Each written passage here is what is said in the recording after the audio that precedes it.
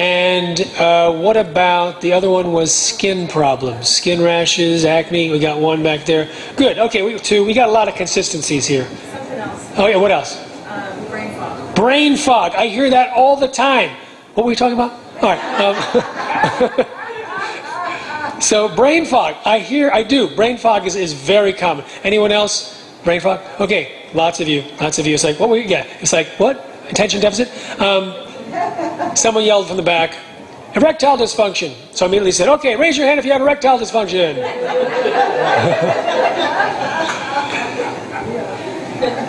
Reproductive disorders, infertility. I've heard that has reversed. I mean, it's hard to tell because it's usually a longer-term process. But as someone said, their client for 5 years couldn't get pregnant, 3 weeks into a non-GMO diet, was pregnant. Someone mentioned reproductive disorders in Washington in the last 3 days.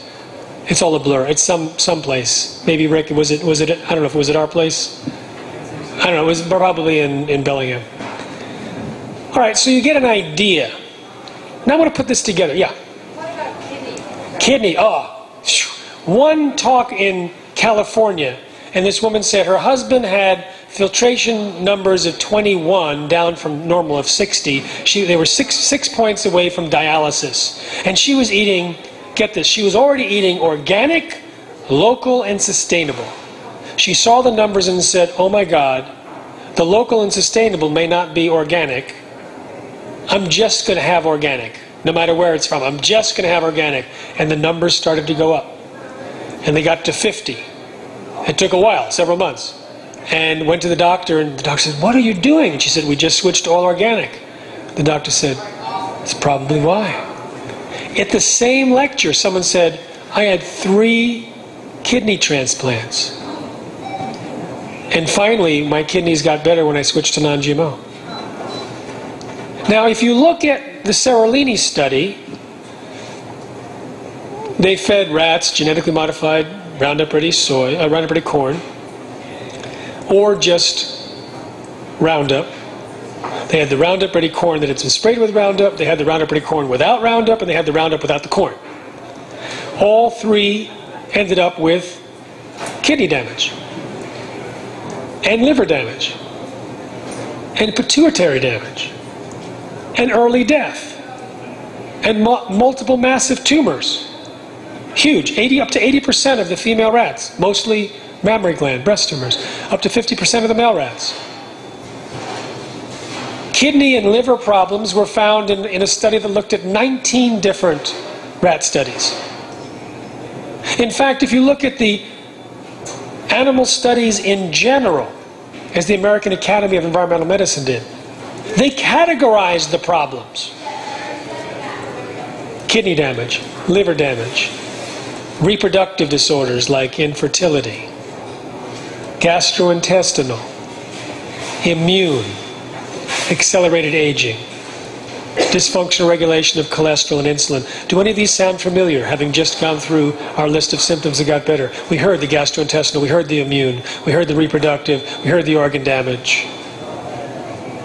So when you look at the animal feeding studies, they said every doctor should prescribe non-GMO diets to every patient. Thousands of doctors are, and we are finding that people are getting better from the same disorders and diseases. I would go to doctors' offices and ask them and interview someone, in 25 days into a non-GMO diet, this woman lost 10 pounds, her skin disorder was getting better, her brain fog was lifting, and in 3 days into the diet, her Crohn's disease of 30 years disappeared. Another person with irritable bowel, after 6 to 8 weeks, no more requirement for the 6 pills a day she'd been sentenced to for the rest of her life. Another person, 3 weeks, and the irritable bowel was gone. A 9-year-old, intense gut pain disappeared. A 12-year-old no longer needed his asthma inhaler, no longer had migraine headaches 3 or 4 times a week. That kept him completely under cover for hours. And when you look at what these people were changing to, it raised the questions. They were switching to organic, reducing processed foods. So there was a question, until I started interviewing the veterinarians. And the animals were having gut bacteria problems. They were having, until they switched to non-GMO. When they switched to non-GMO, the need for medicines went down, antibiotics, so the immune system was stronger. They were having less fatigue. The piglets were acting like piglets and not sick and tired all the time. They had reduction of deaths from ulcers and bloat.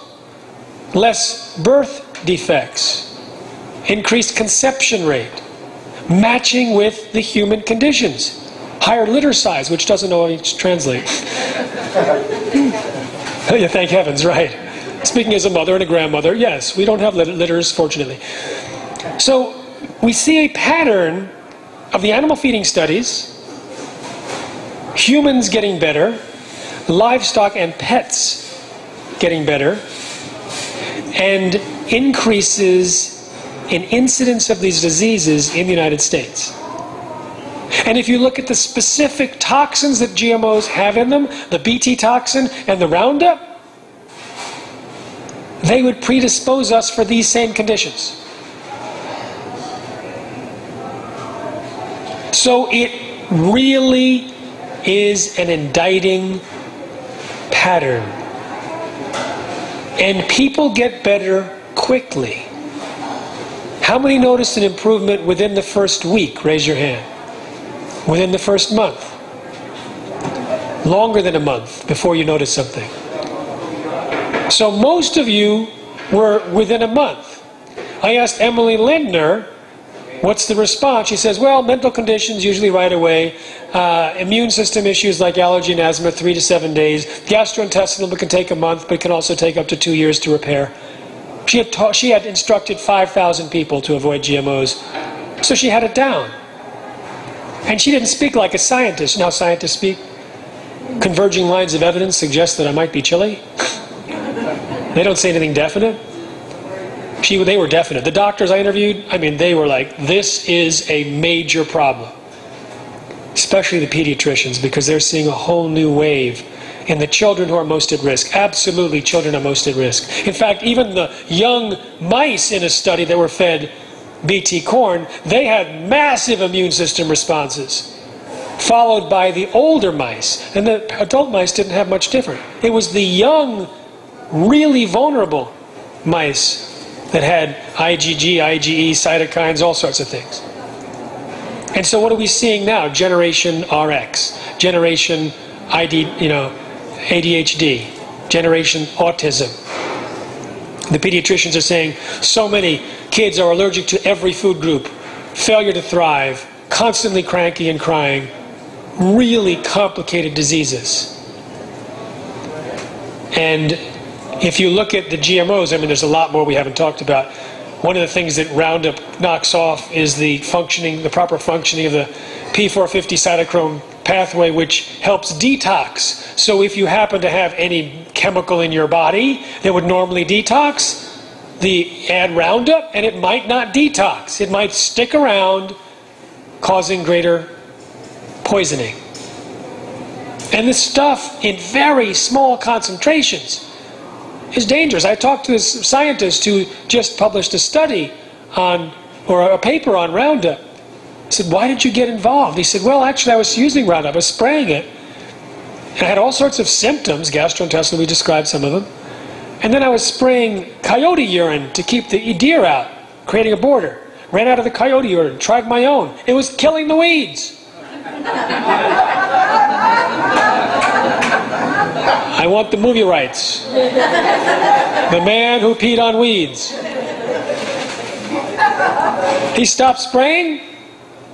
His pee wasn't lethal. He stopped spraying and his pee wasn't lethal. And his system cleared up. He wasn't having the problems anymore. This was from breathing it in. Now, some of you are visual learners. Now we're going to look at this. Some of you are visual learners, and so you're going to forget everything I just said. So let me, for your sake, just show some pictures. I'm not going to show every PowerPoint in here because most of it was covered. One thing that wasn't covered was how GMOs got on our food supply. And this one is priceless. This comes back to our favorite evil corporation, Monsanto.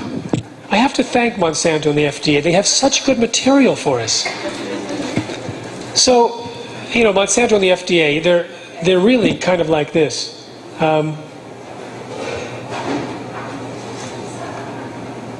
So the person in charge of policy at the FDA who allowed GMOs to be on the market without any safety studies whatsoever was Michael Taylor, Monsanto's former attorney. He later became Monsanto's chief lobbyist. He's now back at the FDA as the U.S.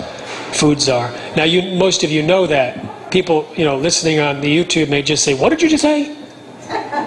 Can you repeat that?" No, you just look it up. I mean, it's like, it's so blatant. It's like, probably for most of this talk, some people on the YouTube view are saying,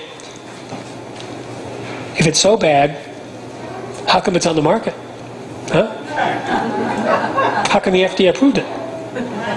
Who are you to say that it's no good? So let me say this again, in a different way. Go to responsibletechnology.org and look at the fraud tab, aptly named. You click down and say FDA documents. Okay? What's happening? Is it not on? Oh my God. All right, David's got me. All right. So I'm gonna. What's happening here? Nothing's happening here. We're not advancing here. Help! Help! I need some help. While this is being worked on, I will finish the story. Ah, it worked. It worked. Okay, never mind. All right. So this is the sentence in FDA policy. This is why we need I522. This is the fiction. This is the first lie. This is the primordial lie. Okay? This is the antediluvian, before the flood of GMOs. The agency is not aware of any information showing that these foods derived by these methods differ from other foods in any meaningful or uniform way. On the basis of this fiction, no safety studies are needed, no labeling. So Monsanto, who told us that all these Agent Orange, DDT, PCBs were safe, they're entirely allowed to determine on their own if GMOs are safe, put it on the market without even telling the FDA or consumers. But when 44,000 secret internal memos were made public from a lawsuit, we realized that the overwhelming consensus among the scientists working at the FDA was exactly the opposite, that GMOs were dangerous, that they could create allergies, toxins, new diseases, and nutritional problems. And here is their boss, Michael Taylor, Monsanto's former attorney. The person, I believe, who's responsible for more food-related illnesses and deaths than anyone in human history, and he's the U.S. food czar. So let's get to some fun pictures here. This, by the way, are the reported improvements that I've gathered from human beings switching to non-GMO. We've already seen irritable bowel, Crohn's disease, infertility, weight loss, erectile dysfunction, ulcers, diabetes. We discussed all this. Similar model in livestock. And so we have the repeating patterns of livestock, lab animals, humans, pets, and disease rates. Okay, let's go to some fun pictures. Skin rashes of farm workers touching the BT cotton in India by the thousands. Thousands of sheep died after grazing on cotton plants. I went to one village, all 13 of their buffalo died after they grazed on BT cotton plants for a single day. They had been eating non-GM cotton plants for up to 8 years. They also lost 26 goats and sheep. I asked them, how many of you are itching from working in the fields? Most raised their hand. 93% of the pregnant women tested in Canada had BT toxin in their blood. And so did 80% of their unborn fetuses. Now we're going to get to the photos. This is a demonstration of just how powerful a tiny amount of glyphosate is. This is less than would be drifting on a neighbor's plant. And you could see the iron, manganese, and zinc, how much less was taken up, but how such a tiny amount actually made it to the shoot. Because of the chelation, because of the binding. This is the liver on the right side of a rat that was fed GM soy. Notice the technical term is gnarly. These are testicles that changed from pink to blue in rats that were feeding on genetically modified soybeans. I usually take this moment to take a long, slow drink of water. Just sort of let this marinate. Guys?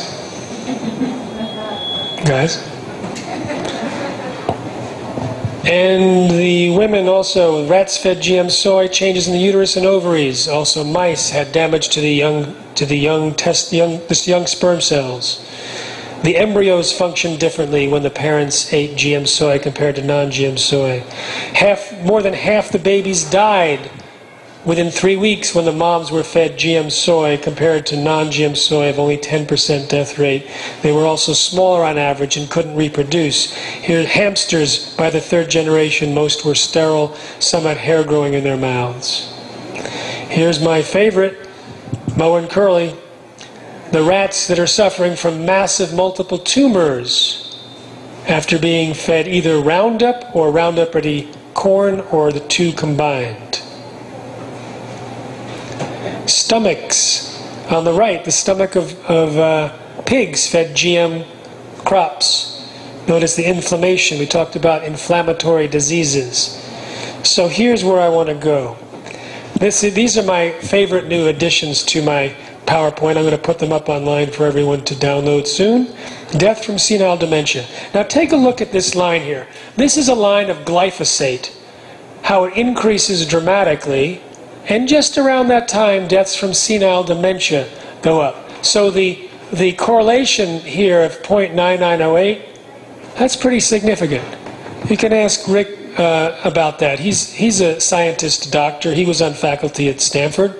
Is this significant?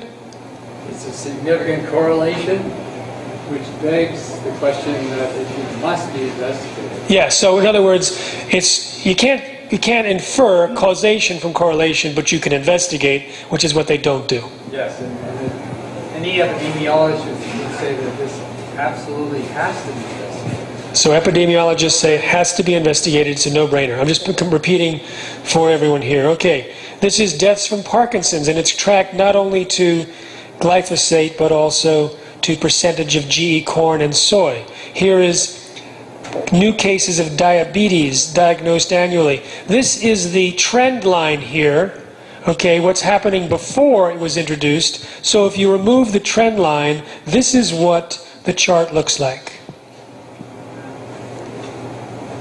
This is acute kidney injury. We talked about kidneys. This is end-stage kidney disease. This is kidney and renal pelvis cancer. This is thyroid cancer. This is liver and bile duct cancer. These are the cancers, percentages increased, and it happens to be in the target tissues for glyphosate, liver, kidney, testicle, etc. This is diagnosis of hepatitis C. That's a liver inflammation. High blood pressure. Here's autism. Dramatic, incredible correlation there. Low birth weight babies in the yellow. Hospital discharge diagnosis of inflammatory bowel disease. Chronic constipation. Intestinal infection. Look at that jump. Peritonitis, also an inflammation. Obesity. Rheumatoid arthritis. Celiac disease at a children's hospital in Canada, correlated with the introduction of canola that's genetically engineered. We just published on our site, which you won't find unless you write this down, a new paper, because we haven't even announced it or linked it to the home page. It's that new. glutenandgmos.com. Gluten-related disorders. A very scholarly article, 24 pages. 4 of those pages are just endnotes. And we show how exposure to allergens, leaky gut, impaired digestion, and imbalanced gut bacteria are all factors that can play into either predisposing someone to a gluten-related disorder or exacerbate the symptoms of the same. Okay, let's do this. Let's turn this off. Goodbye. I'm not going to leave. There we go. All right, and let's turn this one off too. How do we do that? All right. It's gonna burn. Someone watch it. When it starts smoking, we'll all just... Anyway. So, we're in a situation here where you guys know far more than almost anyone in Washington now knows about the dangers of genetically engineered foods. You may have known a lot about this before you came. How many people have seen the movie Genetic Roulette?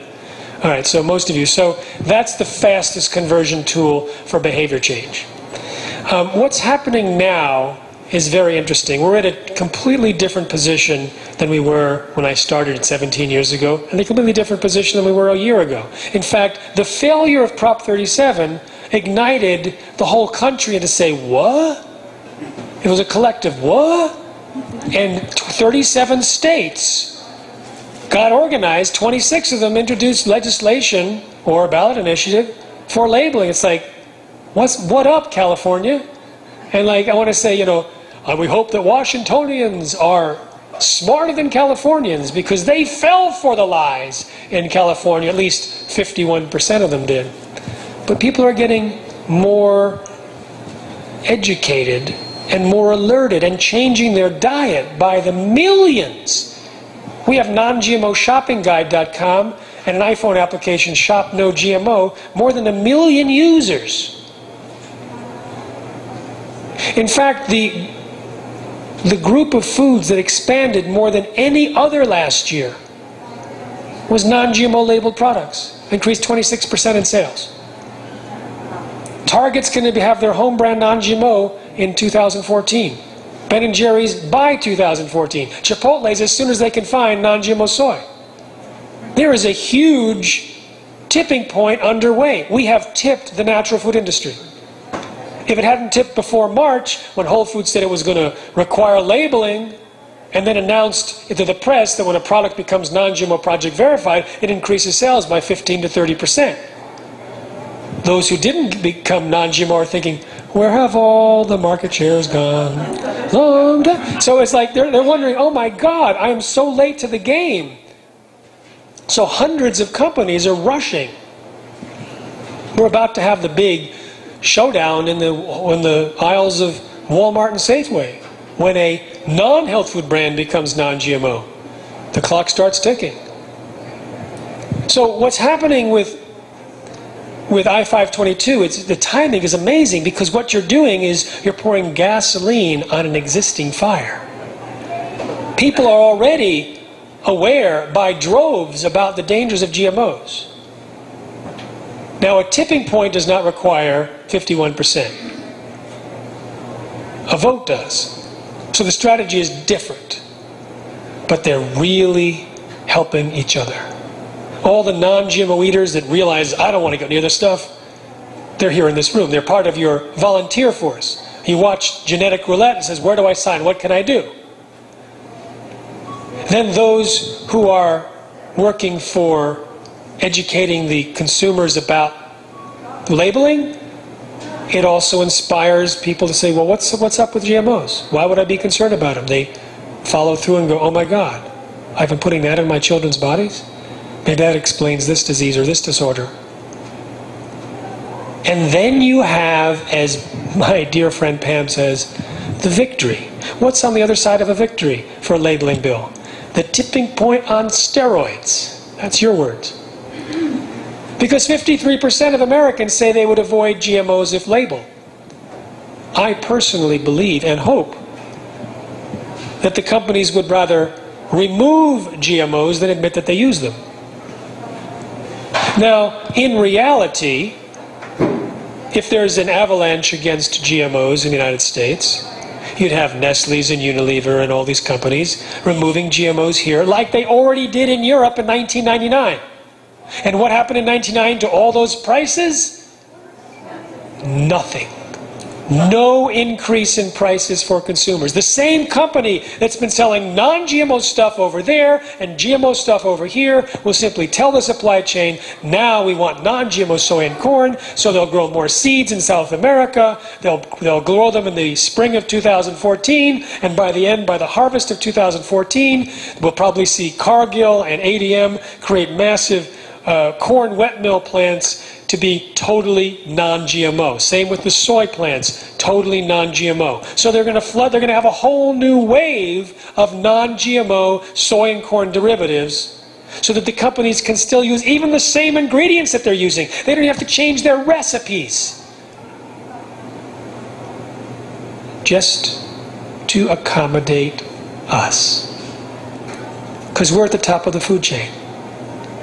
Because we, at this point, are waking up and saying, we don't really want the FDA or Monsanto to dictate to us what is food. And we certainly don't want it to dictate to our children. Because we have learned that these corporations and organizations do not have our best interest at heart.